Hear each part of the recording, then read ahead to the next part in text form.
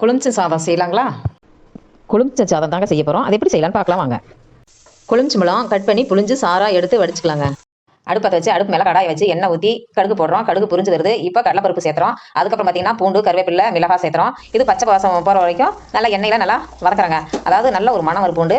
அதுக்கப்புறம் நம்ம அது ஏற்கனவே நம்ம எடுத்து வச்சுருக்கோம் பார்த்தீங்களா, கொழுமிச்ச சாறு, நடக்கடலை, கொத்தமல்லி இலை இதெல்லாம் நம்ம சேர்த்திக்கலாங்க. நடக்கடலை வறுத்து பொட்டு நீக்கி வச்சிருக்கு, பூண்டு உரிச்சு வச்சிருக்கு. இப்போ கொழுமிச்சஞ்சாறு ரெடியாக இருக்குது. தாளிக்கிறக்கு கருவேப்பிலை, கொத்தமல்லி ரெடியாக இருக்குங்க.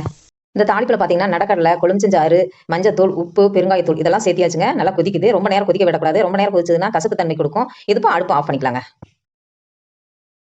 ஏற்கனவே சாப்பாடு ரெடி பண்ணி வச்சிருக்காங்க. இப்போ வந்து அந்த கொழுமிச்சஞ்சாறு நம்ம தாளிச்சு வச்சிருக்கோம் பார்த்தீங்களா, அதை இதில் ஊற்றி கிளறிக்கலாம். கொத்தமல்லியெல்லாம் நல்லா ஃப்ரெஷ்ஷாக சாப்பாட்டு மேலே போட்டுக்கலாங்க. இப்போ இதில் இந்த சாறு நல்லா ஊற்றி நல்லா கிளறலாங்க. கிளறிட்டு உங்ககிட்ட காட்டுறேங்க.